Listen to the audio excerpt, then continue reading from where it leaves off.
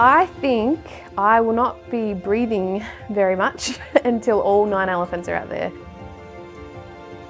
But it's just like when we had the 3 calves, I felt like I could finally exhale once the last calf was born, and I feel like when the last group of elephants arrive at their new home, then I'll be able to exhale and think we've actually done this. That will be the moment that I think, ooh, yeah, pinch me, this has really happened. I'm nervous, but I feel excited. I do picture standing back on the top of a hill and the gentle breeze and looking and seeing the herd do their thing in this amazing space that we've created. But I know it's not like a movie. It's not sitting back and just, wow, one moment. It's lots of little moments.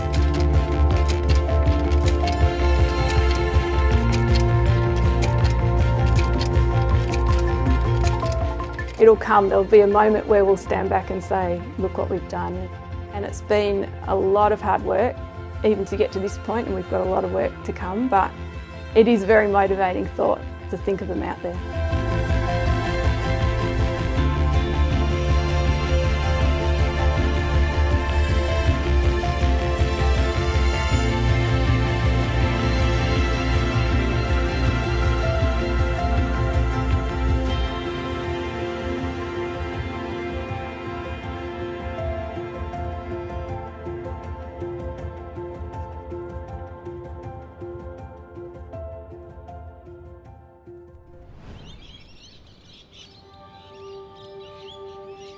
2024 was the start of a new chapter in the history of elephants at Zoos Victoria.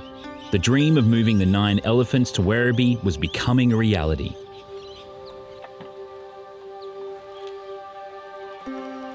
After the wild ride of 2023, the new habitat at Werribee was taking shape. Designing the state-of-the-art habitat isn't just a job, it's a passion project for Zoos Victoria staff.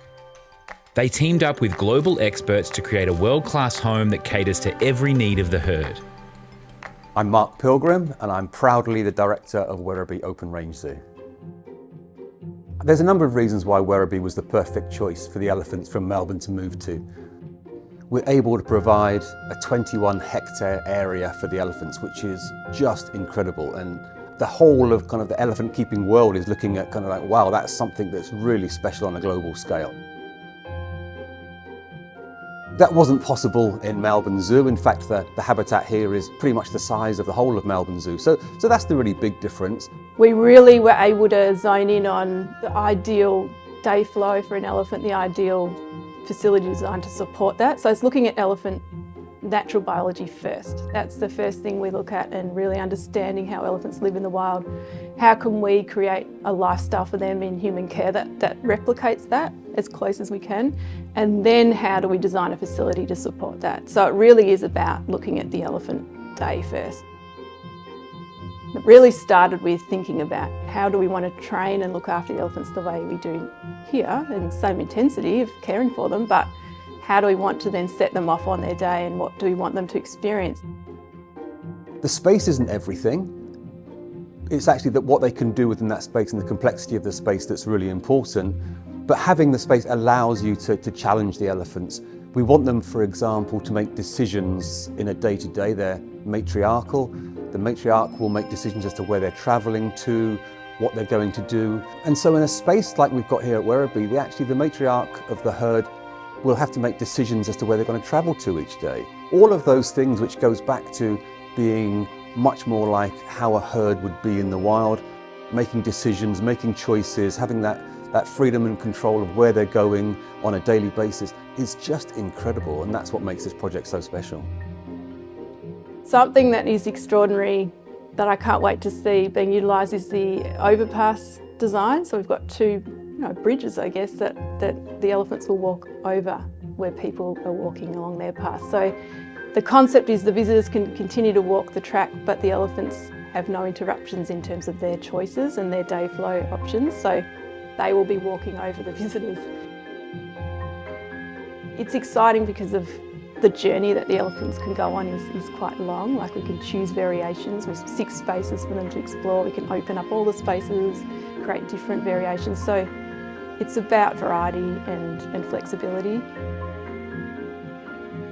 As work continued on the new facility, Back at Melbourne Zoo, the three calves and their unique personalities were shining brighter than ever.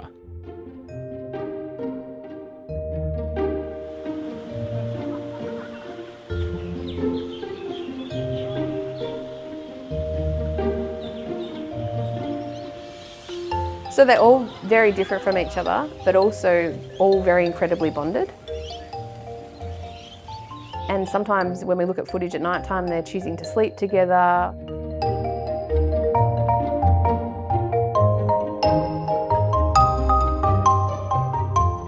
You can see different calves choose to engage with each other in different ways through play. As individuals, you've got Ayara, the first calf, who is incredibly independent, very confident. She has bonded with nearly every single individual in the herd to the point where she can eat what she wants, she can do what she wants. She has a bit of a free pass in how she can interact and respond. She's a very confident individual. Then we have Roy Yim, who is the only male calf and the second calf born, and he is no doubt very close to his mum. He likes to know where Marley is at all times. But also you see him engaging with his sisters. Sometimes they do gang up him a little bit. You see that Kati and Ayara are wrestling with him and he's at the bottom of the pack. And then lastly we have Kati, and I find her such a calm individual. She's very cautious initially, she checks things out, and then she's very calm in the ways that she approaches things until there's a bit of water. And then she's definitely playing. And only the other day I went around the front of the habitat and her and Ayara and Roy were having the time of their life in the habitat pool, swimming and dunking each other and running in and out to the wallow. And yeah, it's beautiful to see their individual natures, but also when they come together, how critical it was that you have calves that are born together, because they learn from the females in the herd, but they also learn from each other. And all of that's through play. So it's been such a beautiful opportunity to see that happen. Roy Yim will only get bigger. Right now the girls have a little bit of an edge on him, but in a few months' time they won't have that edge anymore because he's growing so quickly. It's really interesting to see how they engage with each other, because that dynamic changes. On one day it might be that one's initiating play, and then you think, oh, that one's the confident and the one that's, you know, more interested in that play behaviour. And then 2 days later you see actually, yeah, it's Roy Yim pushing Ayara into the pool and engaging in that play. Water and wallow is such an important environment to initiate play. It just triggers a response in them where they want to explore, they want to investigate, they want to test each other, they want to engage with each other. And so having the opportunity to have the water, the wallow and the sand to do those natural behaviours, but also play behaviours, always provides such awesome opportunities for them and lots of beautiful opportunities for us to observe them.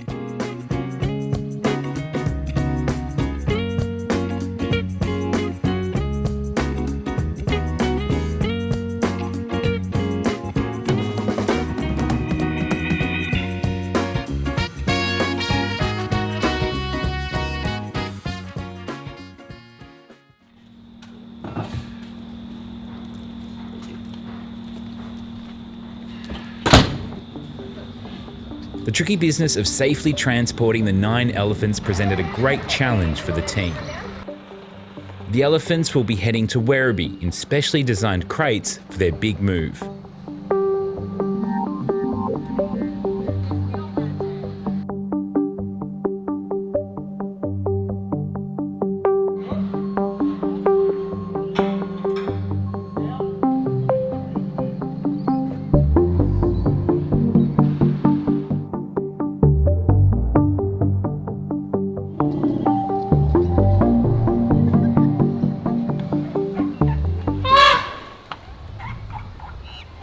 Crate training is critical to the success of moving these elephants to the new facility because it is most positive, least intrusive training. So we want to make sure the elephants have choice and control and they can participate in moving day. Now, so we're going to really practice the comms being... I am feeling a little bit anxious. I'm not going to lie about this move. It's a big move, and part of my role is all the logistics surrounding it, supporting the team of people that are going to be doing the training. And we're in a really good zone of practicing with the elephants in the units that we're going to move them in. The crate training started early because we want to develop where the elephants feel really comfortable in those spaces. We want them to come in and understand that they're not at risk, it's not anything to be concerned or worried about. And when you have calves, that adds an extra element of trickiness because you have mother and calves and they're very interlinked, and so we want to make sure mother and calf are comfortable. We've done that by designing crates that allow mothers and calves to be in the same environment, and they can actually have physical connection with each other and touch each other, but also both be safe in those environments. The 2 years of crate training will allow us to be successful and comfortable on the day that every animal knows what they're doing, they're comfortable with what's being asked of them, and then they can make that 45-minute journey down the road and land in their new home. There are some days and some experiences when we're training the elephants in the crates where I do feel this is going to work, it's going to work. The elephants are training really well, the calmness of the team and how we're communicating. And then there are some days it doesn't work as well. I know that that's part of the experience and part of the process, so I think we're on track, but it's hard work. We have to maintain this level of intensity. Moving 9 elephants is the first time in Australia that this size herd has been moved. We want to make sure we've planned it and thought of every single aspect of it and be ready for any outcome so that we're never shocked. If an elephant chooses that they don't want to go in that crate that day, that's okay. We will then reconvene the next day. So we're really trying to have plan A, B, C, D, E, every single option we can think of. But with all the work the team are doing and how we are being really committed to making sure these elephants get out there safely, we really feel confident that they will walk into those crates and think it's just like any other day, and they just happen to then exit out the other side in their new home.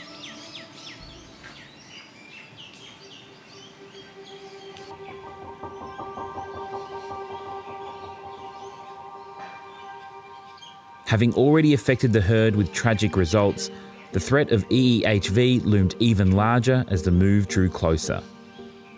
My name's Bonnie McMeekin. I am Senior Veterinarian at Melbourne Zoo. I've worked for Zoos Victoria on and off since 2004 when I started my residency here.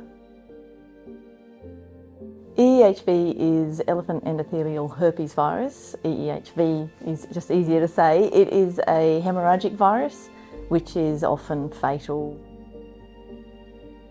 EEHV is in wild elephant populations as well. It's not just a zoo disease, it is very much a population of elephant disease. We have a wonderful diverse herd, and the current individuals who are most at risk would be our young calves, so they're all just a little under 2, and from 1 to 9 is the peak at-risk period. Ayara, Kati and Roy are certainly our most at-risk individuals. We also consider Mali and Lukchai in the risk category. They're just at the top end and maybe sneaking out of that range in the next year or 2. We feel very strongly that it's important to keep monitoring them, because if they are positive and if they become sick, we want to be able to act very rapidly. To help fight back against a disease that took Manjai's life, a special PCR lab was set up on site at Werribee. The importance of having the EHV testing lab really close where the elephants is around that immediate result. So we know that actually every hour is crucial if we detect EHV in the elephants, in terms of the time that you've got to treat is really, really important. So actually having access to treatment, to testing 24 hours a day, right on site is crucial to actually ensure that we get the best outcomes from EHV. EEHV is a tricky virus because you can put surveillance in, meaning that we can take bloods to test if there's any viral load in that elephant. We can do trunk washes to see if there's shedding, any shedding in the herd. Good boy, target, good, hold, trunk, good, hold, target, blow. Great. Good boy. Open. Hold. Hold. Good, Roy. Good boy. Hold. We do behavioural checks every day, so we check their mouths, check over their body to make sure that they're healthy and if there's anything that we miss. Work really closely with our vet team and also the PCR lab that test all of the blood work to tell us the health of the animal. But ultimately, this virus is still being researched and we're still learning so much about it, and so there is a part which is out of our control and we just need to do everything we can for surveillance to be able to intervene if we need to. Early detection gives you the best chance of having successful treatment. Even with every single treatment, not every case is treatable, so it's a disease that causes anyone who works with elephants quite a large amount of concern, because you could do everything right and still have a poor outcome.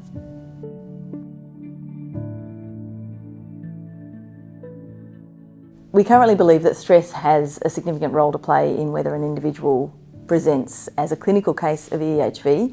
The move to Werribee comes with a level of risk because move day, presumably and almost definitely, will be a stressful thing for the elephants.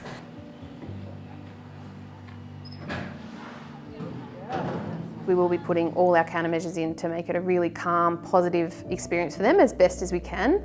And that looks like having a really good, strong relationship with those crates where they feel comfortable being in those crates, having keepers that they have a really strong bond with and having a connection with that will help with the transport, but also be there on arrival, so they have those same keepers to ground themselves and know that there's a positive interaction waiting for them, as well as having a highly skilled medical team that's going to be assessing the elephants and working with us really closely to see if there's any medical requirement to help them calm down or anything that needs to be looked at or treated on the journey to Werribee. We do have to accept that there is a long period of at risk, so we've got an 8-year window of high risk for these calves, and we do need to move them, and the whole herd will benefit from the move to Werribee.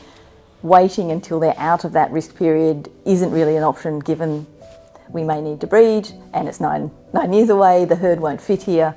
In 9 years we'll have the 3 calves at full size. So we need to move, we just need to put in place the best mitigations we can to minimise the risk of EHV. Put it in. Good. Move in. Hold. Touching. Hold. Syringes in. I'm pulling back. Hold. Injecting. Zookeeping and any kind of caregiving, animal or people, probably requires a special type of person, and that's someone who is naturally empathetic and wants to look after another being. So I've been zookeeping for 21 years, and I personally don't think any loss of an animal has actually ever got easier for me. But I've made peace with that that's my nature, is that I will give my whole heart to whatever animal I'm caring for. The trade-off is that you got that time with that individual, that animal, and that they're going to have life events. If it's a different species, they might pass away earlier. They're going to have a shorter lifespan than you. You know, it's a great privilege to get this opportunity to spend time with an animal like Manjai, but the trade-off is that you might get your heart broken. And would you give up that privilege to not get your heart broken? And the answer is no, you would never give up that.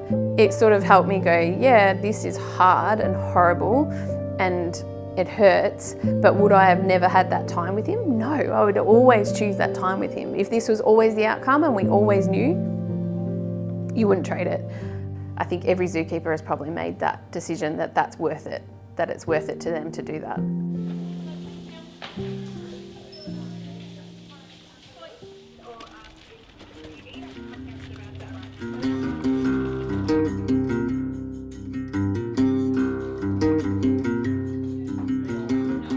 The success of the move to Werribee was always reliant on a strong, cohesive trail team.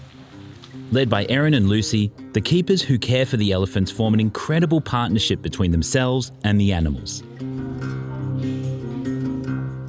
We are so passionate about creating a really strong team, because it's the team of people that are looking after these elephants that we all love so much. The team of people, they've come from all backgrounds, and some people even from overseas to come and work here with this herd of elephants and this team of people. So I feel privileged every day because there's so many exciting, innovative ideas that they bring to the table. There's just so much passion and care, and we all have so much fun together, but we also know that it's hard work, and we have really good, robust conversations about how we're going to approach something and get the best out of it. So Yeah, the team is everything, and I have always understood there are three things that are going to make us successful. And one is this incredible facility design that we've got the opportunity to create at Werribee. The herd structure, so creating this amazing herd with this herd nucleus and these calves and this beautiful bull, and the team of people. So no one aspect is more important than the other. We need it all to work, but the team are what's going to make this successful. And yeah, I really enjoy coming to work and working alongside them. I'm so proud of our team and what we've achieved, and we've formed a team that very much mimic how our elephants respond. We have a herd of people, and we do operate in that way. It's really important that there's a strong rapport and trust in the team, and that we can have conversations with each other and talk about maybe difficult things, but then get a positive outcome. Because you see, when we have a high functioning team that trust each other, feel confident with each other and are happy, that they actually then provide such an important welfare outcome to our elephants, and they provide them with the optimal needs to live a thriving life. How lucky am I to lead a team that are so skilled, that are kind people, and also so hardworking. They're really aligned to what we're trying to achieve. Not only is there a moment for me when I see Werribee and seeing our elephants out there, but it's also seeing my team out there. And when we have a team that feel that they are valued and respected and their work is meaningful, that actually the outcome is our elephants also get the opportunity to live a really thriving, positive life. They're my two goals, having a thriving team and a thriving herd. I'm so proud of what they've achieved, and I hope they also reflect on their work as well and realise, you know, how important they are.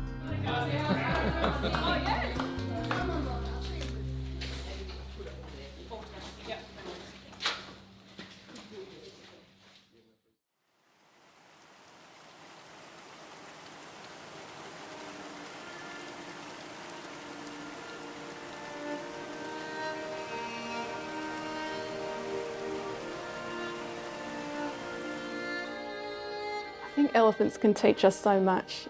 We're hardwired for connection with other people. We are supposed to be around each other, supporting each other, a village, you know, that sort of unity where we can teach each other things and grow together and learn, and that's exactly how elephants live. And that's just such a reminder to me every day in this fast-paced world, and watching my kids grow up, technology, all the things, the busyness that happens. And when I actually watch elephants being elephants, it's just such a reminder of how we should all be living our lives. We should be constantly communicating with each other and responding and connecting and nurturing and learning, and this is what that herd unit is doing.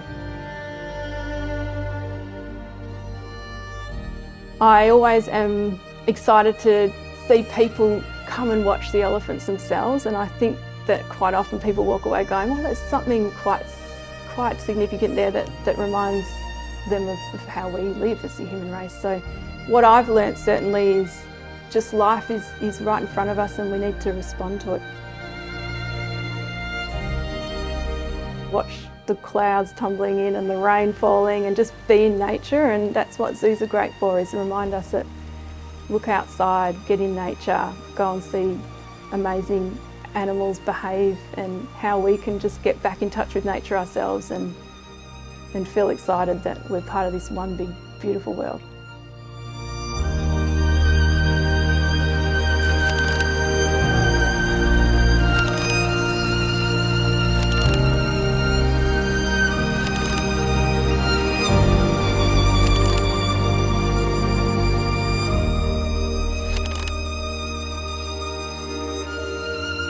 As one historic chapter closes at Melbourne Zoo, another one opens at Werribee Open Range Zoo.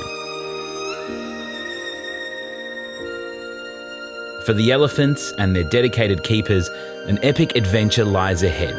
A monumental move to give these incredible creatures a new life in a stunning new home.